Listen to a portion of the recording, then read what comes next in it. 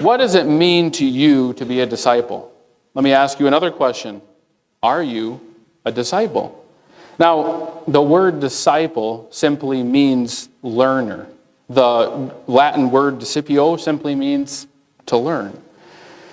You can be a disciple of anyone or anything. Some of you may know I enjoy painting. And I have started watching several years ago these tutorials on YouTube. It used to be a show back in the day. Some of you may know Bob Ross. How many of you know who Bob Ross is this morning?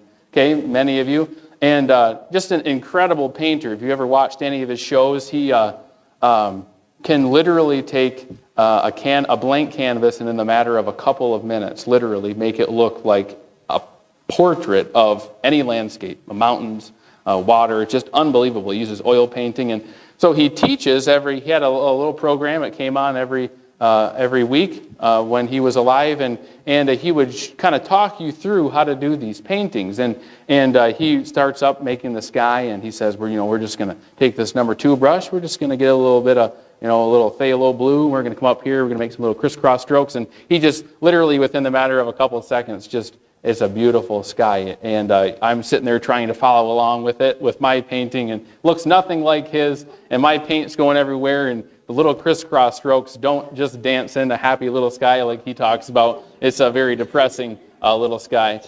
But I learned a lot about painting and some different techniques and things that he did from Bob Ross. So you could say, I am a disciple of Bob Ross.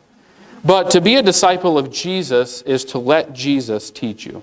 It's simply what it is. Being a disciple is to let Jesus teach you. A disciple is someone who learns from his master, but then Jesus calls us to go a step further. A disciple is also someone who becomes like his master. Now, I learned some things from Bob Ross, but if you've ever seen Bob Ross, he has a big afro, and sometimes he has a squirrel in his pocket or a bird on his shoulder. I am not like Bob Ross in any stretch of the imagination this morning. But the question that I have for you this morning is this: do you want to be a disciple of Jesus? Do you want to be a disciple of Jesus? Now, you may have already said yes in your head, but I want to warn you, before you answer that question, I have to tell you that the answer may not be as easy as what you may first initially think. You say, well, disciple means to learn. I absolutely would love to learn from Jesus, but Jesus calls us to do more than just learn from him. And the question that I'm asking you this morning, do you want to be a fully committed disciple of Jesus? Is a tough question. Discipleship costs. Discipleship cost. Salvation is free, but discipleship costs. Are you willing to pay the price? Now, we know that it pays to serve Jesus. We sing about it. We sing about there's joy in serving Jesus, and there is. Serving Jesus pays every day. It pays every step in the way. If I had 100 lives up till this point, I would have given them all to Jesus, because I get to see how the Lord has been working in my life, and I, Lord willing, have much more of my life ahead of me than I do behind me. But the amount of life that I've lived this far, 27, closing in on 28 years, the Lord has led me exactly where he wants me, and I could not have thought up a better situation for my life than what the Lord has done for me. So it pays to serve Jesus, but it also costs to serve Jesus. I'm forever in debt to my Savior, but it costs to serve Jesus. Today, we want an air-conditioned, upholstered, streamlined faith, but few of us want to pay the price of discipleship. Notice in the text, look at verse 25, if you're there, Luke 14, verse 25. And there went great multitudes with him.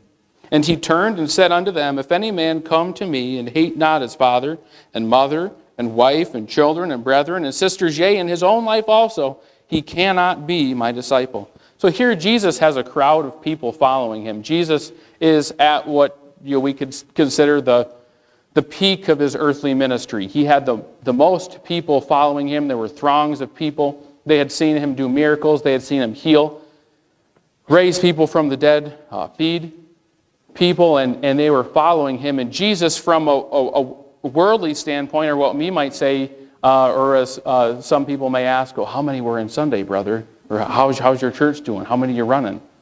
Jesus, from a number standpoint, was doing just okay. He was doing awesome. He had a lot of people that were following him. So what did Jesus do? Jesus turns to the crowd and he does really the opposite of what I would think that a pastor or anyone who has a lot of people in their church or has a large following. Jesus does the opposite of what I would think he would do. He doesn't do a sensational miracle. He doesn't water down his teaching to make it more user-friendly or to gain more followers or make it less offensive. He turns to the crowd and in the sternest terms possible, he lays out what the conditions are to be a follower of him. Jesus thins out the crowd. And you say, hold on a second. Didn't Jesus come to reach as many people as he could, that everyone could be saved? Why would he turn and when he had that large of a following and just give a very strict, stern command, hate not his father and mother and brethren? Jesus thinned out the crowd. I'm already realizing I made this message in 10 font, and I'm probably going to go up to 12 for my next one. He turned and spoke in the sternest terms possible, laying out the terms of a follower. One thing that we can say about Jesus, when you read verse 26, there's no fine print in the contract.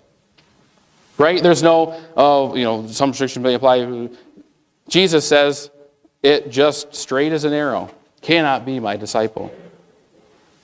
Jesus is not looking this morning for easy followers. We're asking the question this morning, are you willing to be a fully committed disciple of Jesus, a learner of Jesus?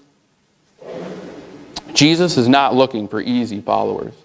Most of you may know, by now I have a YouTube channel, DR Outdoors. It's where I make videos of my hunting and fishing things. And we also have a church channel now. And back this winter, or this spring rather, I was looking at some different ways to grow our YouTube channels, to get our stuff in front of more people, especially our church. I figure our teaching and preaching, if we can do something to make it where more people can see it, more people can hear the gospel, more people have an opportunity to get saved or get some help, I'm going to try to do that. So I was watching some videos, and there's some different things that you can do to get, you didn't know you're getting a social media class today, to get impressions. An impression is simply when your content, our video, goes across somebody's screen.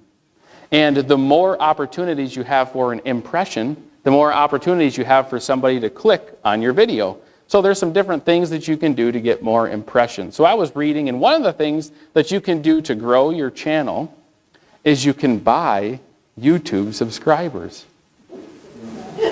So some of you follow our church YouTube channel, and you made a little account, and you click subscribe, and you follow along with our videos. But I was listening to this one guy, and he said, you can skip all that hard work of trying to reach people and all this. You can just buy them, and then that could help jumpstart your channel. You get more impressions, you get more views. YouTube's going to start suggesting your videos more in their algorithm, and your channel is going to explode in growth. So I thought, that's interesting. So I bought for my channel, I didn't want to do it with the church's channel, I didn't want to mess around with anything, so I bought, for my DR Outdoors, I bought 100 subscribers. I paid, I think, $11.99 for 100, not fake robot subscribers, these were real deal subscribers, real people that were going to watch my videos and enjoy them. I'll give you a little sneak peek. They weren't real and they didn't enjoy my videos. So I bought these followers, I bought these subscribers, and instantly they said it'll happen within a couple of days. So sure enough, I wake up the next morning, boom, 50 new subscribers. The next morning, 50 new subscribers, up 100 subscribers, boom, just like that. Best $12 that I ever spent. One of the cautions that they said is that they're not real subscribers, they're just robot, fake things, and they're not really going to help your channel. And if anything, it could be a detriment to your channel. And another thing that they cautioned is, because they're not real, eventually they're going to start, you'll initially see those 100, but then they're going to start coming off, and you're going to start losing subscribers. And that makes your channel look bad. Like, what? How come this guy's losing subscribers? So day 1, 50 new subscribers. Day 2, 50 new subscribers. Day 3, 25 lost subscribers. All of a sudden that $12.99 wasn't looking so good. And then eventually now that has played out and I pretty much have lost all of those. It didn't help my channel at all. My videos still stink. Nobody really watches them. But I was looking for easy followers. Here, what is the sake of that illustration? Jesus is not looking to buy subscribers. He's not looking for easy disciples. Jesus is looking for a fully committed disciple. Often churches water down the gospel. They lower their standards on Bible principles in an attempt to gain more followers, to fill the pews, to try to quote-unquote reach more people. Jesus here is not inviting us as a disciple to take part in His popularity. He's inviting us to take part in His unpopularity. We're going to consider 4 things in this message or not 4 things, we're going to consider one this morning, because I told you I'm breaking it, Lord willing, into 2 parts. You'll hear this part for sure, and then depending on how the vote goes, you might hear the next part, you might not.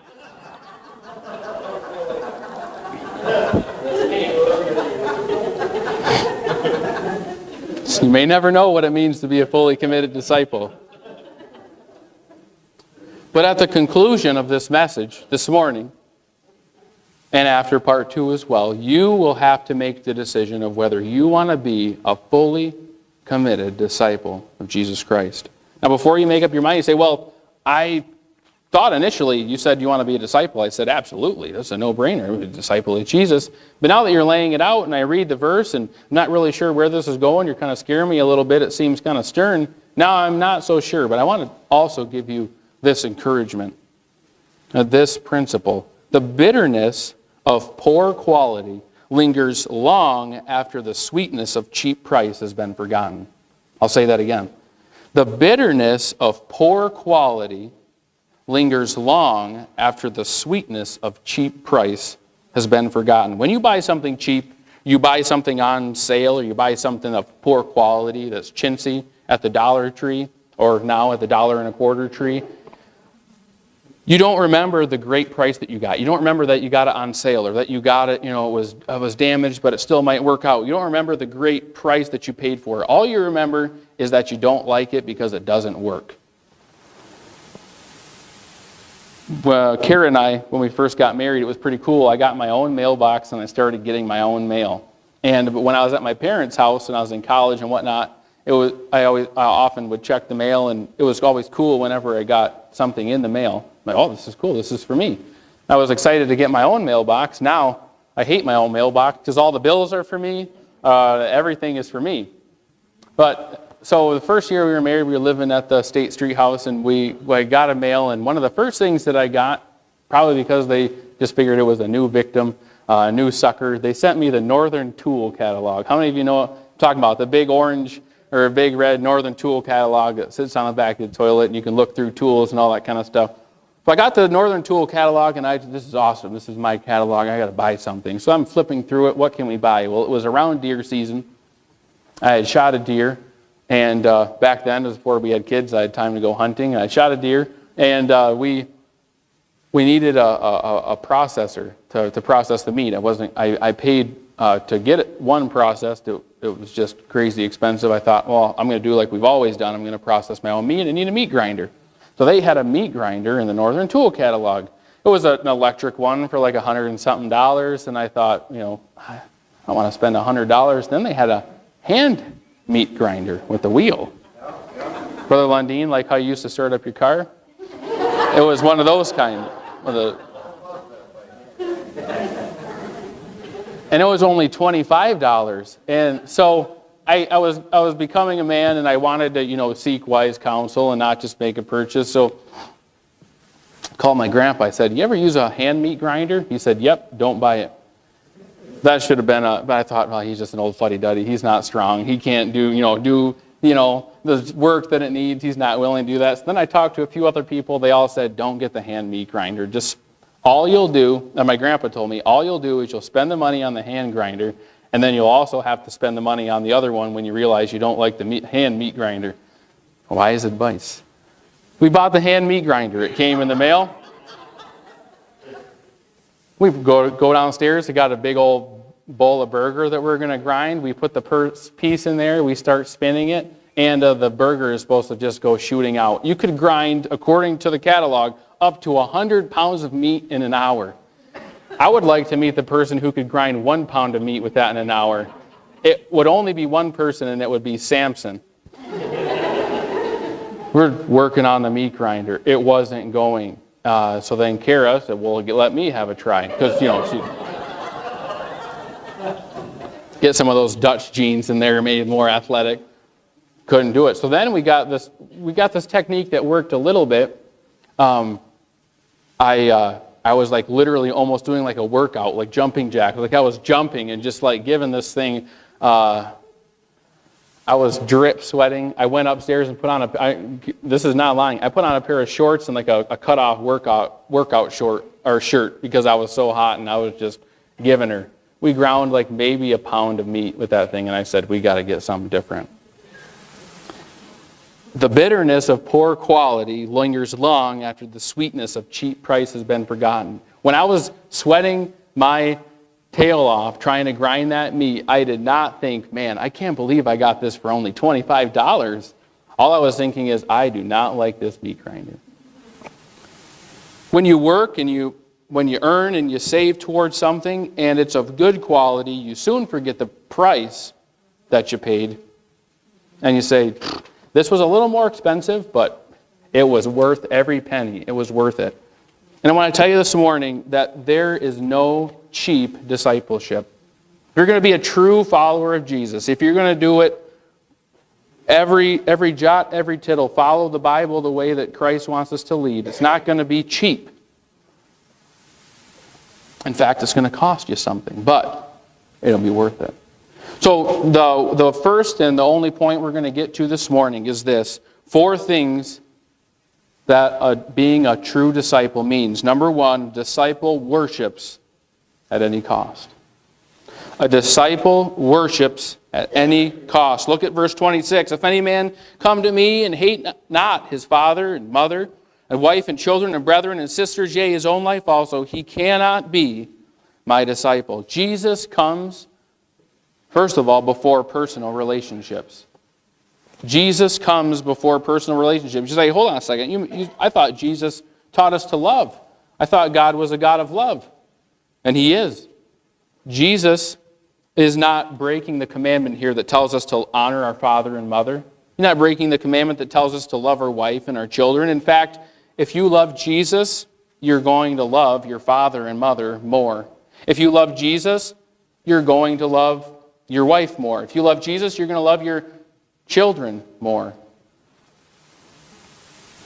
This word hate is not being used in the literal sense of I hate you. It's being used just simply as a comparison. Think of the verse in Matthew 16. No man can serve 2 masters. Jesus says he'll love the one and hate the other. It doesn't mean that if you are working for McDonald's, Liz, that you hate Burger King. It just means that you've chosen a career. She does hate Burger King, she said, but I do too. It tastes like they put like a half a pound of charcoal in the stuff. I'm a McDonald's guy all the way through, as you can see. It doesn't mean that if you work for Omega Electric that you hate Thunder Bay Electric, although that may be true as well. For the Bend. It doesn't mean that if you work for Hillman Public Schools that you hate Posen Public School. It just means that you've chosen to work.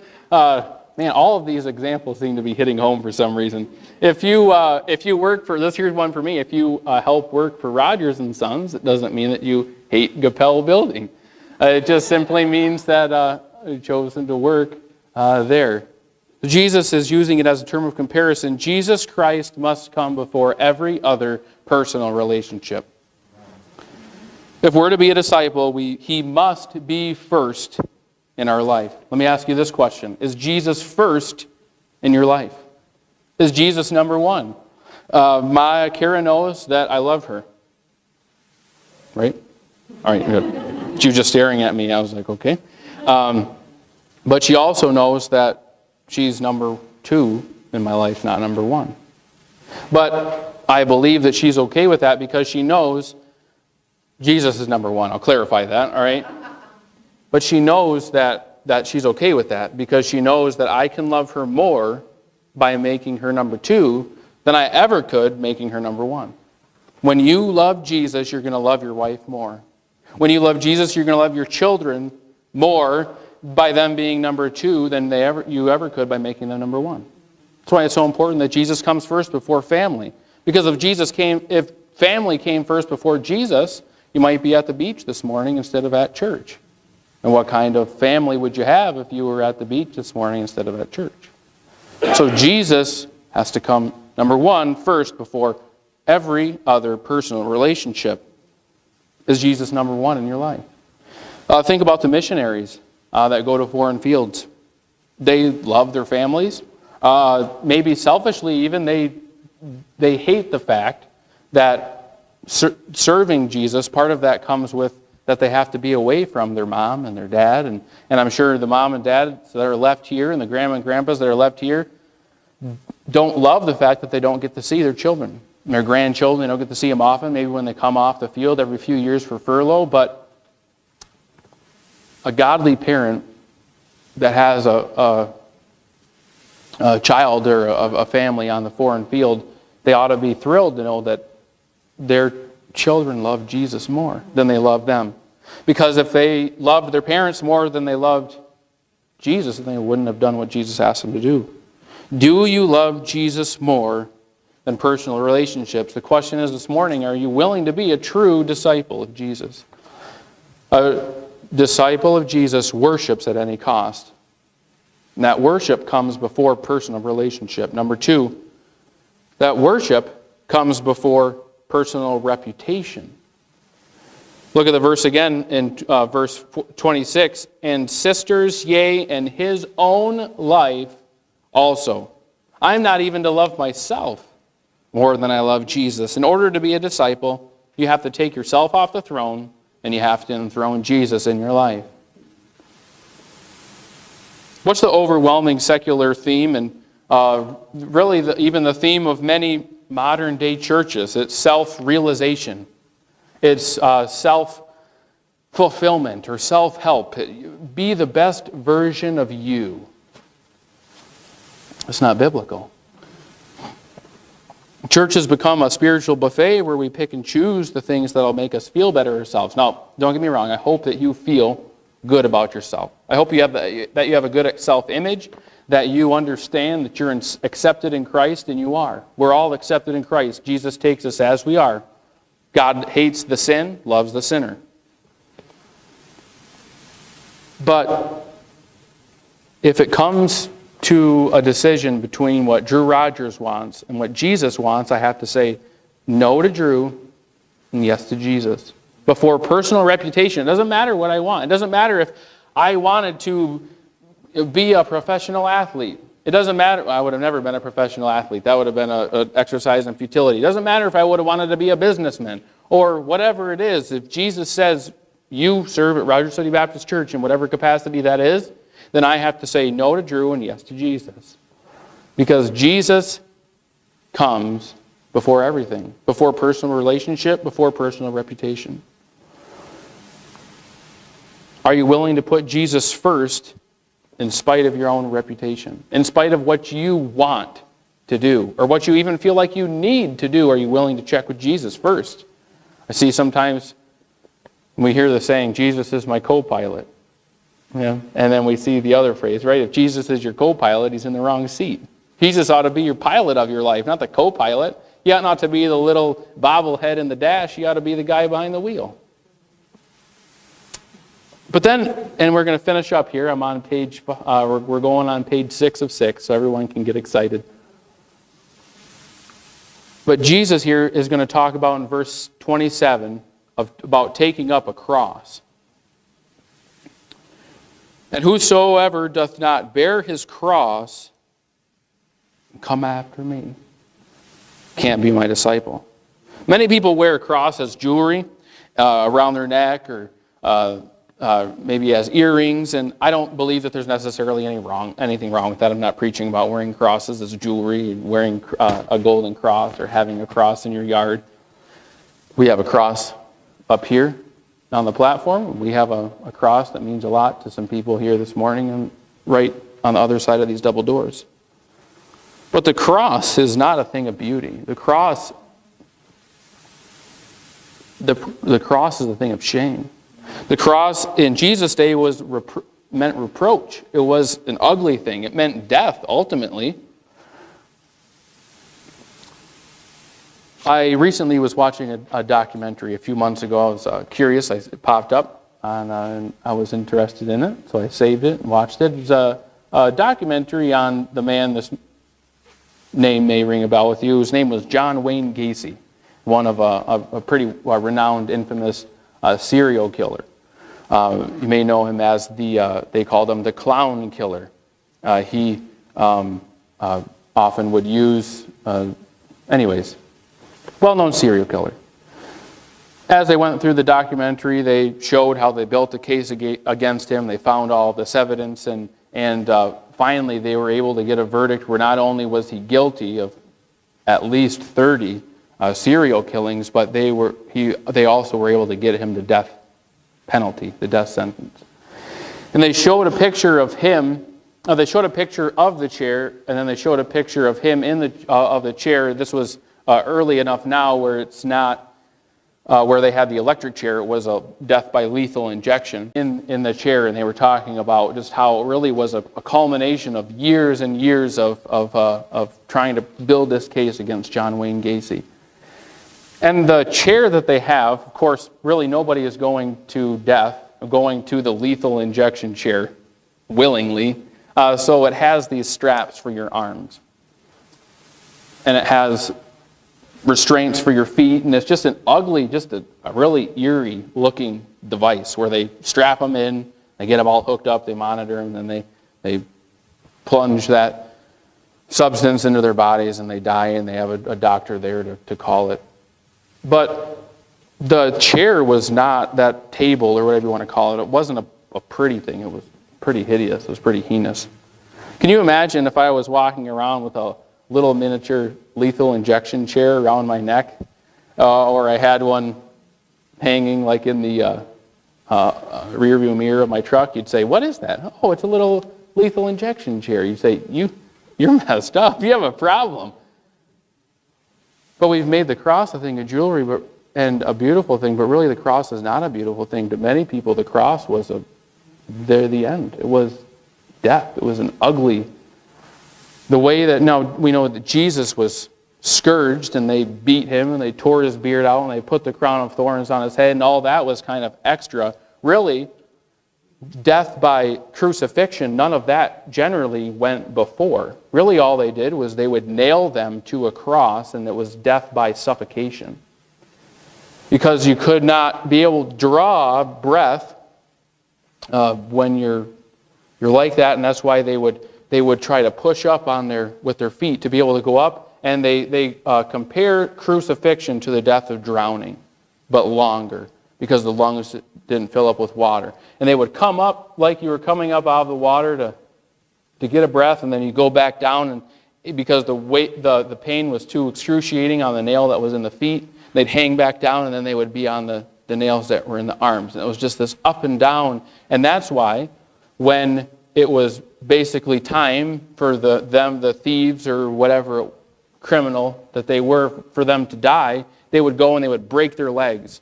That way they couldn't push up for air anymore, and it would just finish the suffocation. Crucifixion is a brutal, disgusting way to die. So to take up your cross is a mark of shame. It's a thing that you didn't want to do. And we say, well, I got my cross right here. Well, that's just a little token. That's not what Jesus meant. You say, well, I've taken up my cross this morning. My sickness that I have, my sickness is my cross. Your sickness is not your cross unless you got your sickness by serving Jesus. You say, well, I took up my cross. My mother-in-law is my cross. Well, she may be cross, but she's not your cross. A cross is something that you take up willingly. Jesus is referring to something that you take up willingly. Turn in your Bibles. This is the last passage we'll look at. Turn to John chapter 10.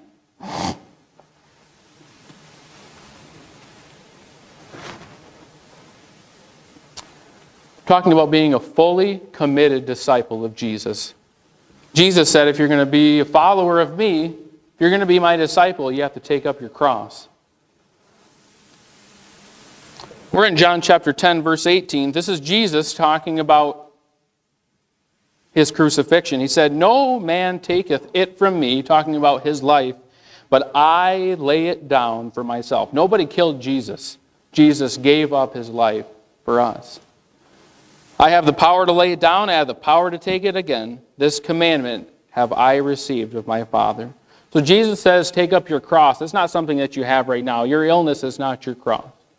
Your family that you are in, this is not your cross. Your cross is what you decide to do and any consequences that it has when you decide to follow Jesus. To be a disciple of Jesus is to worship at any cost. That worship has to come before personal relationship. That worship has to come before personal reputation. And it means to take up your cross. Now next week we're going to look at the final 3 points. But I want to end with this morning. We're talking about taking up your cross. Someone asked a wise old preacher of old what it meant to take up your cross. What it meant to be crucified with Jesus. To be crucified with Christ. The pastor wisely responded, it means 3 things. He said, a man who's crucified is only facing one way. He said, secondly, a man who is crucified is not going back. And thirdly, he said, a man who is crucified has no future plans of his own. You're crucified, that's it. That's the end, that's death. A man who is crucified, if you're going to take up your cross and be a disciple of Jesus, you'd be facing one way. You're not going to be to and fro. You're not going to be a cardboard Christianity. You'll be fixed one way. A man who's crucified with Christ, not going back. And a man who is crucified has no future plans of his own. I'll end with this. When you give your heart to Jesus and you decide to take up your cross, it is the last legitimate, independent decision that you ever make. When you say, I'm done fighting it, I'm done fighting the Lord's will, I am going to be a truly, fully committed disciple of Jesus.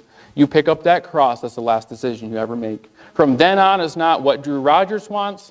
From then on, it's not what my wife wants, what my children want, what my family want for me. It's all about what He wants. Every head bowed, every eye closed. We'll stand together. You say, Brother Drew,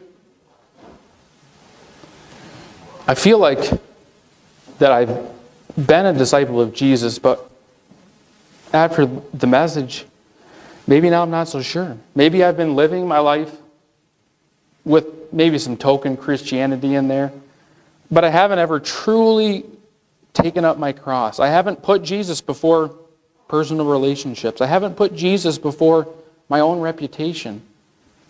I haven't truly taken up my cross, faced one way, and decided to never go back and have no future plans of my own. If that's you this morning, why don't you make today the day that you become a truly, fully committed disciple of Jesus, doing whatever He asks,